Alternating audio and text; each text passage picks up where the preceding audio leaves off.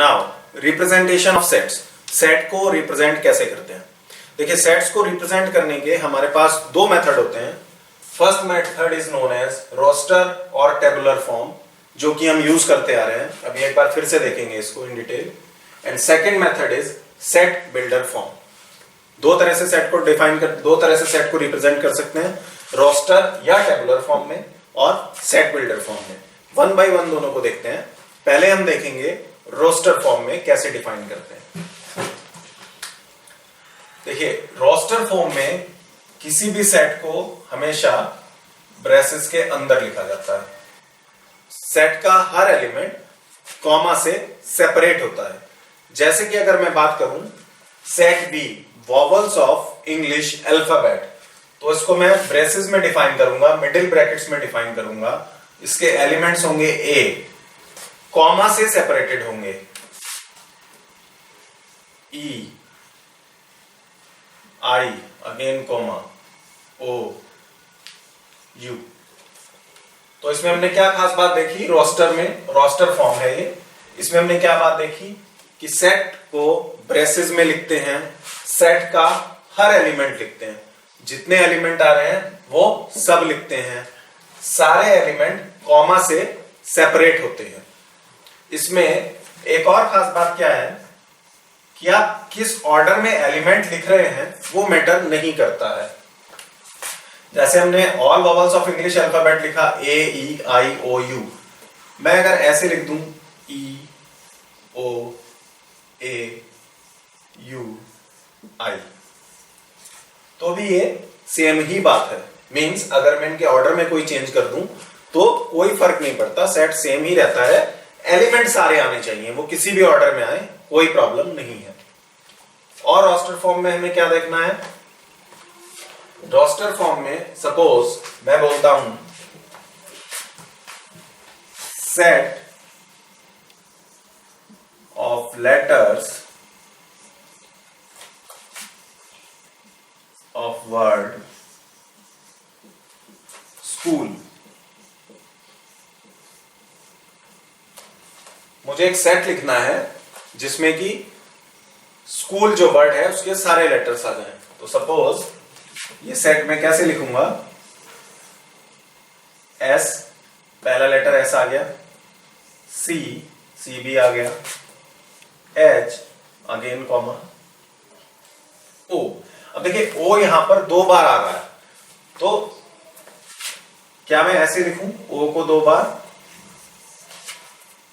ऐसे लिख सकता हूं, कोई प्रॉब्लम नहीं है। But O is same, this is same element. तो ये सेम एलिमेंट है लेकिन रिपीट हो रहा है, दो बार आ रहा है। कुछ एलिमेंट ऐसे हो सकते हैं जो तीन बार भी आ सकते हैं। तो यूजुअली जब मैं रोस्टर फॉर्म में या टेबुलर फॉर्म में सेट लिखता हूं तो जो एलिमेंट रिपीट हो रहा है, दो बार आ रहा है, तीन बार आ रहा है, या जो एलिमेंट रिपीट हो रहे हैं उनको मैं सिर्फ एक ही बार लिखता हूं। ये मैथमेटिक्स में जनरल नोटेशन है कि हम जो एलिमेंट्स हैं उनको रिपीट नहीं करते सेट लिखते हुए। तो ये मैथमेटिकल फॉर्म में इसको हम ऐसे लिखेंगे, S, C, H, O, L, set of letters of word school. देखिए स्कूल में क्या है, S, C, H, O, L. S भी आ गया, सी भी आ गया, एच भी आ गया, ओ भी आ गया, एल भी आ गया। तो ये सेट है जिसमें कि सारे लेटर्स हैं जो कि वर्ड स्कूल में यूज हो रहे हैं। उसको ओ को दो बार लिखने की कोई जरूरत नहीं है। और रोस्टर फॉर्म की क्या बात है, हमें एक बार हम ऑलरेडी उसको पढ़ चुके हैं।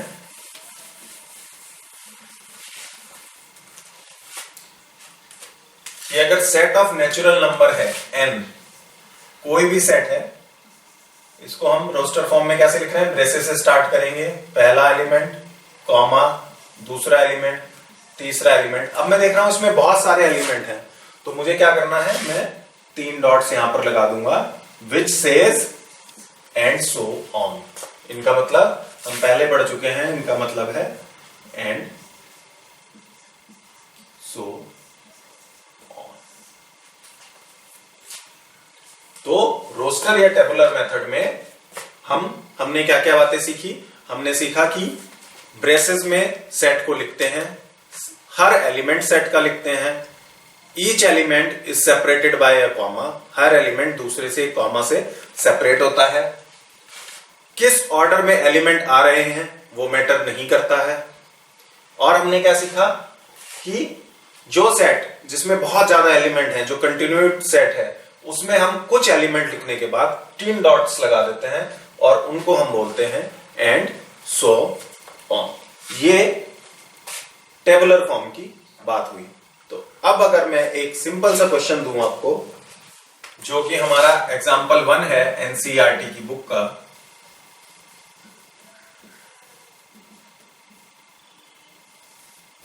Right the solution set of equation x square plus x minus 2 is equals to 0 in roster form. हमें कह रहा है कि इसका जो सॉल्यूशन सेट आ रहा है, इसके जो सॉल्यूशन आ रहा है या इसका जो x की वैल्यू आ रही है इस इक्वेशन से, उसको रोस्टर फॉर्म में लिखना है हमको। ये हम पिछले क्लासेस में पढ़ चुके हैं। क्वाड्रेटिक इक्वेशन है, इसको सॉल्व कैसे करेंगे? Solution x square plus 2x minus x minus 2 is equals to 0। देखिए 11th के मैथ्स की, 11th ऑनवर्ड मैथ की क्या खासियत है कि जो आप पीछे पढ़कर आए हैं वो आगे यूज होगा। आपको ये दिमाग में रख के चलना है कि जो मैं पीछे पढ़ चुका हूं वो यहाँ कैरी फॉरवर्ड हो रहा है। देखिए हर क्लास में ऐसा होता है कि जो आप पीछे पढ़ के आए हैं आगे वाली क्लास में यूज होता है, बट यूजुअली हम इस चीज को फील नहीं कर पाते। एडिशन आपने कब पढ़ा था? फर्स्ट क्लास में, उसको आप आज तक यूज कर रहे हैं। सब्ट्रैक्शन, मल्टीप्लिकेशन, डिवीजन आपने कब पढ़ा था? प्राइमरी क्लासेस में ये सब पढ़ा था, लेकिन आप आज तक यूज कर रहे हैं। तो ऐसे ही quadratic equation, trigonometry, triangles, circles, ये जो सब आप पिछली क्लासेस से पढ़ के आए हैं वो 11th 12th के मैथ में कैरी फॉरवर्ड होगा। तो पिछली क्लासेस की नॉलेज, आपको बेसिक कॉन्सेप्ट क्लियर होने बहुत जरूरी है। साथ साथ में जैसे जैसे क्वेश्चन आएंगे हम भी आपको साथ साथ में बताते चलेंगे, लेकिन ये ध्यान रख के चलना है कि जो भी आप पिछली क्लासेस में पढ़ के आए हैं प्लस जो आप यहाँ पढ़ रहे हैं वो हर chapter wise chapter carry forward होता रहेगा। ऐसा नहीं कि आप सोचे मैं पिछली नॉलेज भूल जाऊं और ये आगे के क्वेश्चन मुझे इजिली समझ आ जाएंगे। इस तरह से अगर आप सोचेंगे तो क्वेश्चंस आपके लिए रियली टफ होने वाले हैं। पिछला कॉन्सेप्ट हमेशा कैरी करके चलिए। अगर कॉन्सेप्ट कोई पिछला वीक है तो जैसे ही कोई क्वेश्चन एनकाउंटर करते हैं जिसमें कि पिछला कॉन्सेप्ट यूज हो रहा है, उसको कॉन्सेप्ट को रिवाइज कर लीजिए। तो यहां पे वापस आते हैं फैक्टर पे। यहां से x कॉमन ले लीजिए।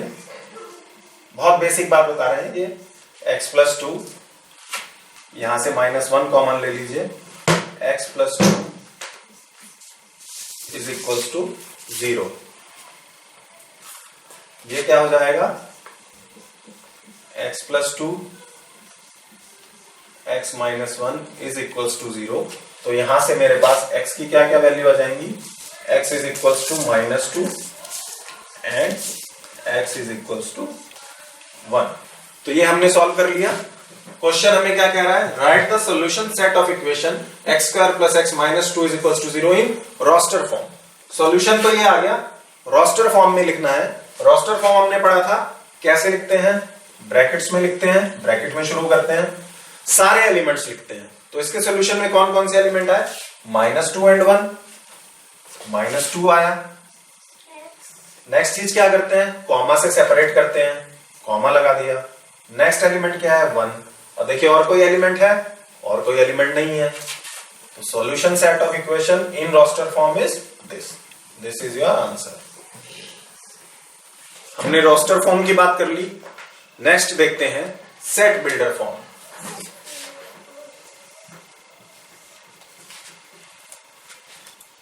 सेट बिल्डर फॉर्म में क्या करते हैं? एग्जांपल से समझते हैं। सपोज वही हम ले रहे हैं set of vowels of English alphabet V। इसमें हम ब्रेसेस से ही स्टार्ट करते हैं, ब्रेसेस से ही क्लोज करते हैं। इसमें हम एक जनरल एलिमेंट लिखते हैं x। सपोज कोई भी जनरल एलिमेंट है x। इसको लिखने के बाद एक सेमीकोलन लगाते हैं, डबल डॉट। कुछ लोग इसकी बजाय ये साइन भी लगा देते हैं, सिंपल लाइन, बट हम डबल डॉट लेकर चलेंगे। ये डबल डॉट है, इसको रीड करते हैं हम सच दैट। एक्स लिखा, उसके बाद डबल डॉट लगाया, मींस सच दैट, और उसके बाद इस सेट के सभी एलिमेंट्स की एक कॉमन प्रॉपर्टी। हमने पढ़ा था set is a well defined collection of objects. तो जो वेल डिफाइंड कलेक्शन है, जो वो वेल डिफाइंड प्रॉपर्टी है, जो एक यूनिक प्रॉपर्टी है, जो इस सेट के बाहर और किसी एलिमेंट की नहीं है, इसके बाद वो लिखना है x is a vowel of English alphabet।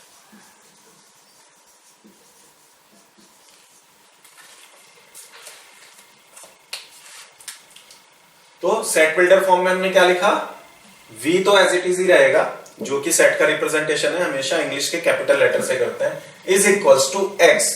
हमने रैंडम लेटर चूज कर लिया x, x semicolon means such that, इसको हम कैसे पढ़ेंगे, x such that x is a vowel of English alphabet. तो इसको अगर मैंने ऐसे लिखा है तो मुझे समझ आ जाना चाहिए, ये जो सेट है ये बोल रहा है कि x is equals to A E I O U। एक और एग्जांपल देखिए, मेरे पास सपोज कोई सेट है A,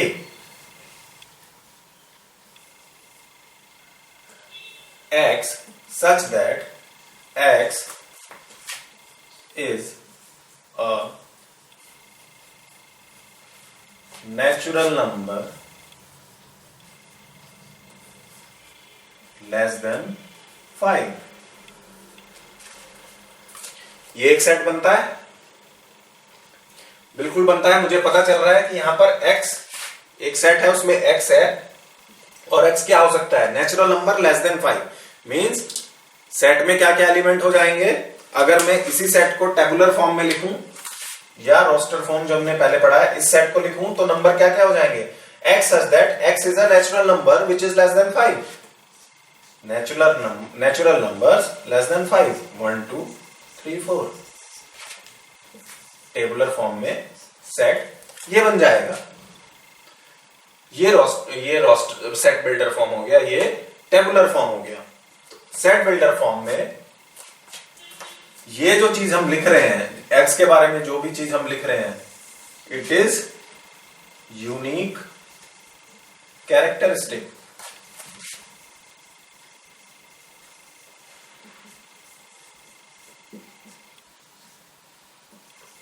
ऑफ सेट। सेट की यूनिक कैरेक्टरिस्टिक लिख दी। टेबुलर फॉर्म में हम क्या लिख रहे थे, सारे एलिमेंट लिख रहे थे। यहां पर सारे एलिमेंट ना लिखकर एक कैरेक्टरिस्टिक लिख दी, उससे यह पता चल जाएगा कि हाँ हमारे सेट में कौन कौन से एलिमेंट्स आने चाहिए। अब ये जो x है, ये जरूरी नहीं कि आपने यहां पे x ही लिखना है, आप यहां पे y z w v कुछ भी ले सकते हो, जो आप लेना चाहें वो ले सकते हैं। आप कोई भी सिंबल ले सकते हो। आप इसको, अगर मैं इसी वॉवल ऑफ इंग्लिश अल्फाबेट की बात करूं तो you can simply write it as v is equals to w such that w is a vowel of English alphabet। कुछ भी लिख सकते हैं, w लिख दिया, y लिख दो, कुछ भी, c लिख दो, z लिख दो, इट्स अपॉन यू। जरूरी नहीं है कि हमने x ही लिखना है। यूजुअली ऐसे लिखते हैं, x such that x is a vowel of English alphabet। x को लेना हमेशा इजी रहता है मैथमेटिक्स में, इसलिए यहां पर x लिया जाता है। तो सेट बिल्डर का फायदा क्या हुआ, सेट बिल्डर फॉर्म यूज करने का क्या फायदा हुआ? सेट बिल्डर यूज करने का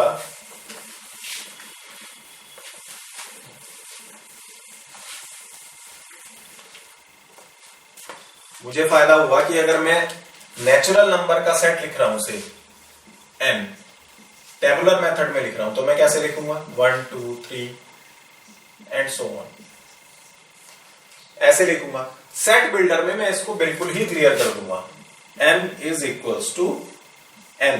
देखिए मैं x की जगह n ले रहा हूं, कुछ भी ले सकते हैं, सच that n is a natural number.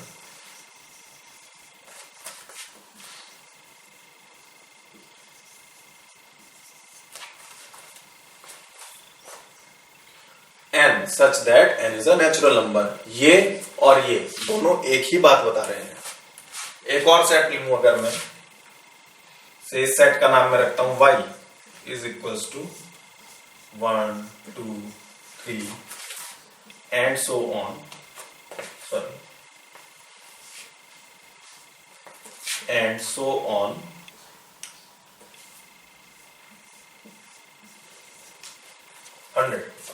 देखिए इसमें 100 एलिमेंट है, मैं पूरे 100 नहीं लिख रहा हूं, तो मैंने बीच में एंड सो ऑन लगाया अप टू 100। सेट को ऐसे भी लिख सकता हूं।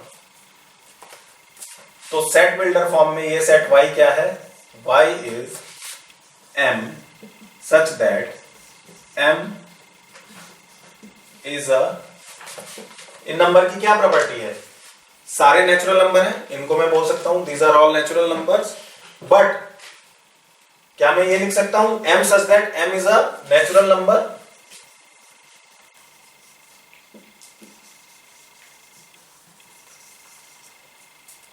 इस स्टेटमेंट को पढ़ के सोचिए, क्या मेरा ये सेट डिफाइन हो रहा है? यहां पे मैं बोल रहा हूं y is equals to 1, 2, 3 up to 100, और यहां मैं बोल रहा हूं y is equals to m such that m is a natural number. क्या मैं ये बात यहां पर कह पा रहा हूं? नहीं कह पा रहा हूं। नेचुरल नंबर तो बहुत आगे तक जाते हैं, लेकिन यहां पर तो 100 पर सेट खत्म हो जा रहा है, तो मुझे कुछ लिखना पड़ेगा। क्या लिखूंगा? m is a natural number less than equal to 100। अब देखिए ये सेट और ये सेट सेम है क्या? y is equals to 1 2 3 up to 100, और इसी चीज को मैंने सेट बिल्डर फॉर्म में लिखा y is equals to m such that m is a natural number less than equal to 100। तो इससे और इससे दोनों से एक ही बात समझ में आएगी कि इस सेट में 1 to 100 नंबर है, और इस सेट में भी 1 से लेकर 100 तक नंबर है।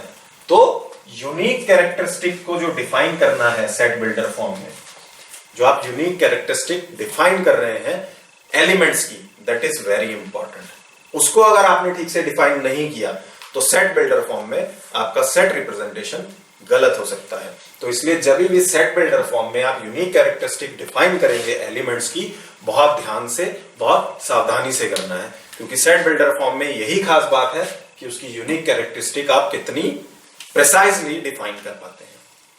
एक और क्वेश्चन लेते हैं, example number 2 from NCERT book. अब देखिए ये हमें सेट बिल्डर फॉर्म में दिया हुआ है x such that x is a positive integer and x square less than 40। इसको हमने टेबुलर फॉर्म या रोस्टर फॉर्म में लिखना है। अगर ये सेट S है, S is equals to, tabular form में हम क्या करते हैं? ब्रेसेस से ही स्टार्ट करते हैं और सारे एलिमेंट लिखते हैं, जितने एलिमेंट होते हैं सेट के वो सब लिखते हैं। अब देखिए इस सेट में कितने एलिमेंट होंगे, कौन कौन से होंगे? x such that x is a positive integer.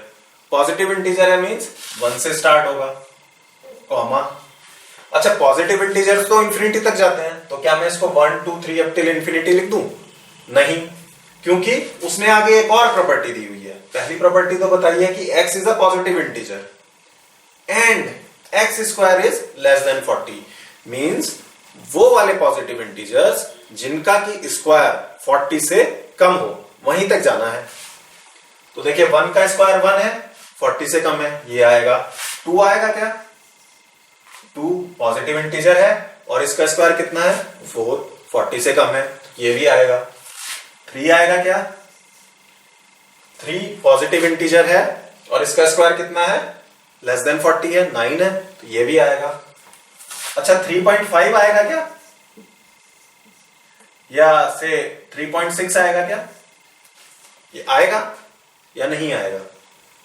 ये नहीं आ सकता, क्योंकि ये पहली ही प्रॉपर्टी को पास नहीं कर रहा है, क्योंकि 3.5, 3.6 या 3.7 दीज आर नॉट इंटीजर्स, ये इंटीजर है ही नहीं, तो ये पहली प्रॉपर्टी को पास ही नहीं कर रहा है, तो इसलिए ये इसमें आएगा ही नहीं। तो नेक्स्ट नंबर देखिए, नेक्स्ट नंबर क्या आएगा? 4 आएगा। 4 का पॉजिटिव इंटीजर है, स्क्वायर कितना है? 16, दैट मींस लेस देन 40 है, क्लियर। उसके बाद 5 देखिए, 5 आएगा, 5 आएगा, पॉजिटिव इंटीजर है, 5 का स्क्वायर इज 25, लेस देन 40, तो 5 भी आएगा। Next positive integer is 6, 6 positive integer है, 6 का स्क्वायर 36 लेस देन 40 है तो 6 भी आएगा। अब देखिए 7 आएगा क्या? 7 पॉजिटिव इंटीजर है, लेकिन इसका स्क्वायर कितना है? 49, जो कि 40 से ज्यादा है, तो 7 नहीं आएगा। तो टेबुलर फॉर्म में हमारा सेट 6 तक ही कंप्लीट हो जाएगा।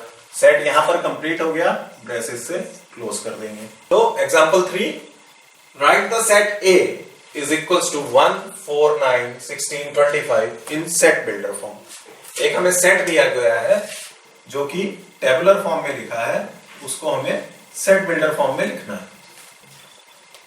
सेट बिल्डर फॉर्म रिकॉल करेंगे, हमने क्या लिखा था कि वहां पर एक x लिखना है सच दैट x और फिर x की यूनिक प्रॉपर्टी लिखनी है। अब देखिए टेबुलर फॉर्म से सेट बिल्डर फॉर्म में बनाने के लिए सबसे इंपॉर्टेंट क्या है कि आपको आइडेंटिफाई करना पड़ेगा कि इस सेट में जो भी एलिमेंट्स आ रहे हैं उनकी एक यूनिक कैरेक्टरिस्टिक क्या है। एक ऐसी कैरेक्टरिस्टिक होगी जो सब एलिमेंट्स में होगी, वो कैरेक्टरिस्टिक फाइंड आउट करना इंपॉर्टेंट है, क्योंकि सेट बिल्डर फॉर्म में वही लिखना है। यहां पर आपको मैथ्स की बेसिक नॉलेज काम आती है। तो देखिए इसमें थोड़ा सा हिट एंड ट्रायल लगा के देखिए कि क्या है ये। क्या ये सारे नेचुरल नंबर हैं? नेचुरल नंबर तो है, बट बीच में कुछ कुछ मिसिंग है। पॉजिटिव इंटीजर लिख सकते हैं क्या? पॉजिटिव इंटीजर तो है, बट बीच में कुछ कुछ मिसिंग है। और क्या हो सकता है? सब इवन नंबर है क्या? इवन नंबर भी नहीं है सारे। सब ऑड नंबर है क्या? ऑड नंबर भी नहीं है। प्राइम नंबर्स हैं क्या सारे? प्राइम नंबर भी नहीं है। और कोई कैरेक्टरिस्टिक? सारे नंबर 4 से डिवाइड हो रहे हैं या सारे नंबर 9 से डिवाइड हो रहे हैं? ऐसा भी कुछ नहीं है। और ध्यान से देखें तो हमें क्या पता चल रहा है कि पहला नंबर आ रहा है 1। 1 इज, इसको मैं 1 का स्क्वायर लिख सकता हूं क्या? लिख सकता हूं। दूसरा नंबर क्या आ रहा है? 4, इसको मैं 2 का स्क्वायर लिख सकता हूं क्या? लिख सकता हूं। तीसरा नंबर आ रहा है 9, इसको मैं 3 का स्क्वायर लिख सकता हूं। 16 आ रहा है, इसको 4 का स्क्वायर लिख सकता हूं। 25 आ रहा है, इसको 5 का स्क्वायर लिख सकता हूं, and so on. That means कि मुझे क्या पता चल रहा है कि ये जो सारे नंबर हैं, पहला नंबर 1 का स्क्वायर है, 2 का स्क्वायर है, 3 का, यानी ये कंटिन्यूअस नेचुरल नंबर्स के स्क्वायर है। 1 2 3 4 5 नेचुरल नंबर्स हैं और उनका स्क्वायर है। तो एक कॉमन प्रॉपर्टी क्या निकल के आ रही है कि ये सब नेचुरल नंबर के स्क्वायर है। तो मैं इसको सेट बिल्डर फॉर्म में कैसे लिख सकता हूं? a is equals to x such that x is square of a natural number.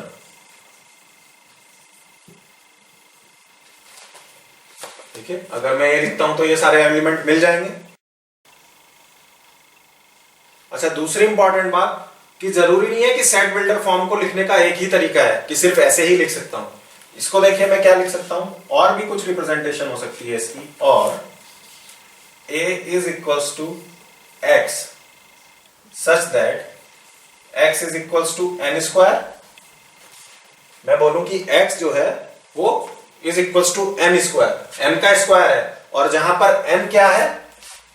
n is a natural number, हमने सेट में पढ़ा था n is a natural number, तो n बिलोंग्स टू n।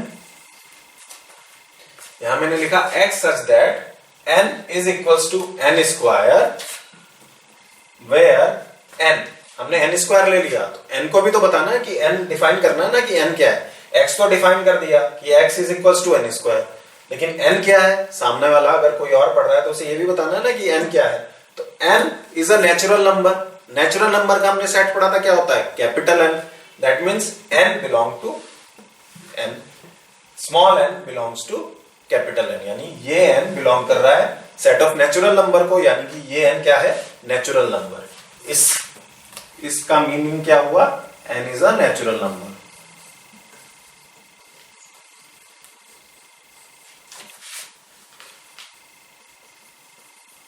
हमने जस्ट क्या किया? कि हमने जो इंग्लिश में इतना बड़ा लिखा है कि x is square of a natural number को मैथमेटिकली डिफाइन कर दिया, n belongs to n, it itself says n is a natural number, और यहां सिंपली लिख दिया x is equals to n square. ये सेट बिल्डर फॉर्म को purely mathematical way में हमने लिख दिया, ये थोड़ा लैंग्वेज वे में है। आंसर आपके दोनों सही है, एग्जाम में आप ये लिखें या ये लिखें, दोनों ही सही हैं। बट अगर आपको ऐसे लिखा हुआ आ जाए तो आपको समझ आ जाना चाहिए कि ये क्या कहना चाह रहा है। Moving on to example number 4 of NCERT book. Write the set 1/2, 2/3, 3/4, 4/5, 5/6, 6/7 in set builder form.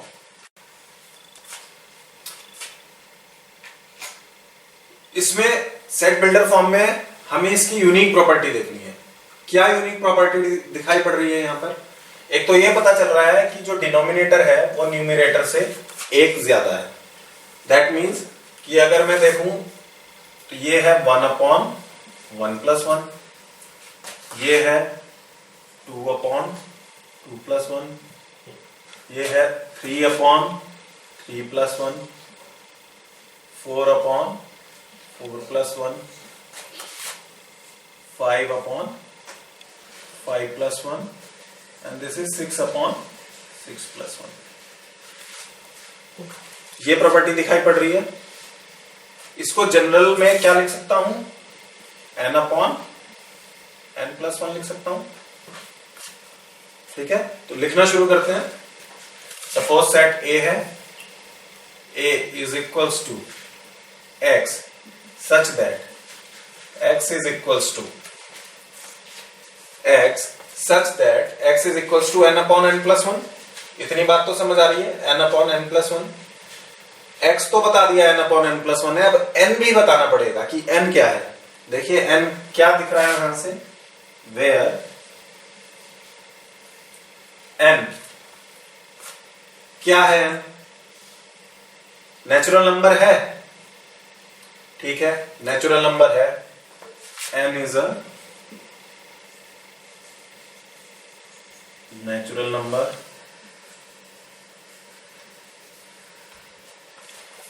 Natural number लिखने से बात पूरी हो जा रही है क्या? ये सीरीज तो 6 पर आकर खत्म हो गई, लेकिन अगर यहां नेचुरल नंबर लिख दूंगा तो ये तो इंफिनिटी तक चलती जाएगी, तो n के लिए कुछ और भी लिमिट लगानी पड़ेगी। Where n is a natural number less than equal to 6 लिखूं तो चलेगा। n is a natural number less than equal to 6। यहां से क्लियर हो जा रहा है। देखिए n नेचुरल नंबर है, नेचुरल नंबर है मींस 1 से स्टार्ट होगा। आप बुक में देखिए तो लिखा है natural number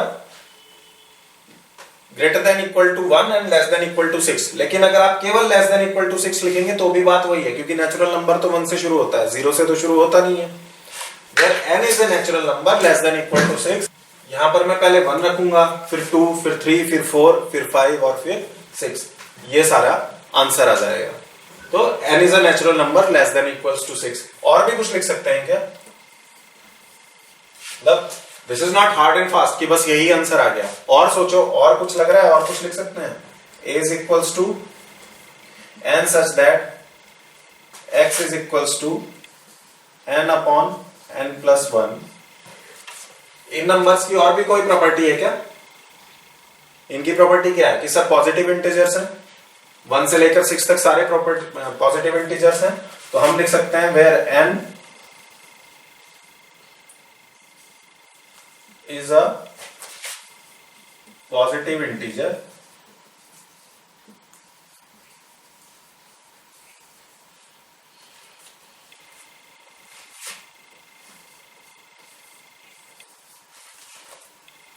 less than equal to 6। ये भी बोल सकता हूं इसको, इसमें कुछ गलत है क्या? पॉजिटिव इंटीजर है मींस 1 ही होगा, 0 तो नॉन नेगेटिव होता है, पॉजिटिव इंटीजर में नहीं आता है 0। तो where n is a positive integer less than equal to 6 भी लिख सकता हूं मैं इसको। अच्छा, और भी कुछ लिख सकता हूं क्या? और x such that x is equals to n/n + 1 where n is, n क्या है? होल नंबर भी तो है, ये होल नंबर भी है ना। n is a whole number and n is greater than equal to 1 and less than equals to 6, क्योंकि होल नंबर में जीरो भी आ जाता है।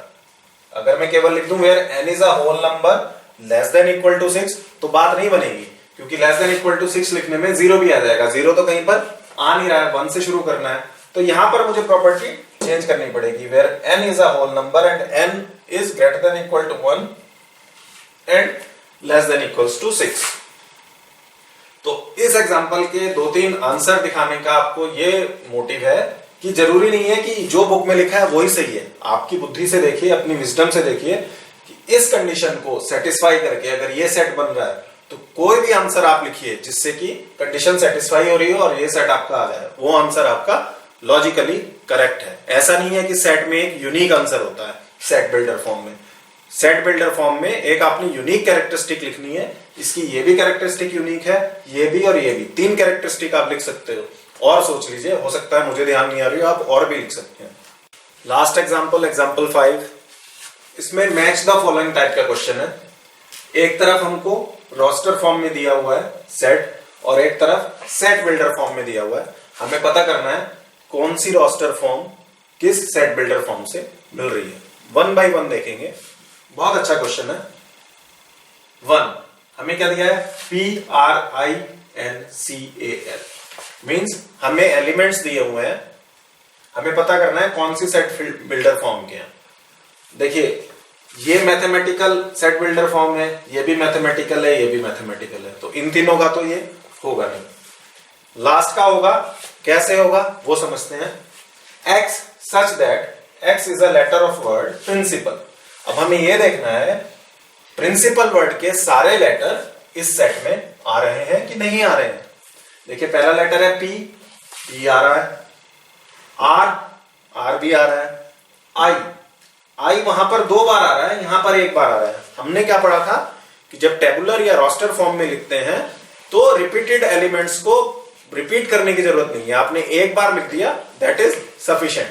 तो I यहां पर आ रहा है, अगेन N आ रहा है, C भी आ रहा है, अगेन I हम ऑलरेडी लिख चुके हैं, नो नीड टू रिपीट। फिर A वहां पर आ रहा है एंड L भी आ रहा है। तो फर्स्ट मैचेस विद D। हमारा जो फर्स्ट टेबुलर फॉर्म है वो D सेट बिल्डर फॉर्म से मैच करती है। सेकंड देखते हैं 0। ये जो टेबुलर फॉर्म है 0। अब देखिए इसमें से किसी का आंसर 0 आ रहा है क्या? X is a positive integer and a divisor of 18। ये तो 0 होगा नहीं। X is an integer and x square minus 9 is equal to 0। ये भी 0 नहीं होगा। ये बचता है X such that X is an integer and x plus 1 is equals to 1। 0 एक इंटीजर है, yes, 0 is an integer, 0 is a non-negative integer। 0 को जो डिफाइन किया गया है, 0 is non-negative integer and x plus 1 is equals to 1। 0 plus 1 is equals to 1 होगा, that means second जो है C से मैच करता है। थर्ड की बात करते हैं, 1 2 3 6 9 18। पहले ऑप्शन से देखिए मैच करता है क्या? X such that X is a positive integer। पहली कैरेक्टरिस्टिक क्या है? X is a positive integer। तो ये पॉजिटिव इंटीजर तो है and a divisor of 18। Divisor of 18 means 18 को जो डिवाइड कर रहा हूं। देखिए 1 18 को डिवाइड करता है क्या? बिल्कुल करता है। 1 तो सबको डिवाइड करता है। 2 18 को डिवाइड करता है क्या? करता है। 3 18 को डिवाइड करता है क्या? करता है। 6 भी करता है, 9 भी करता है और 18 को तो करता ही है। तो ये पॉजिटिव इंटीजर भी है और डिविजर ऑफ 18 भी है, तो ये इससे मैच कर गया। अच्छा, मैच द फॉलोइंग में 4 ही ऑप्शन दिए हुए हैं, लेफ्ट साइड में भी 4 है, राइट साइड में भी 4 है, तो ऑब्वियसली ये इससे मैच कर जाएगा। बट कैसे कर रहा है वो देख लेते हैं। X is an integer, integer है, पॉजिटिव नेगेटिव डिफाइन नहीं किया, पॉजिटिव भी हो सकता है नेगेटिव भी हो सकता है। And x square minus 9 is equals to 0। X square minus 9 is equals to 0 means x square is equals to 9 implies that x is equals to plus minus 3। तो ये क्या है 3 और -3, तो 4 किससे मैच कर गया? डी से।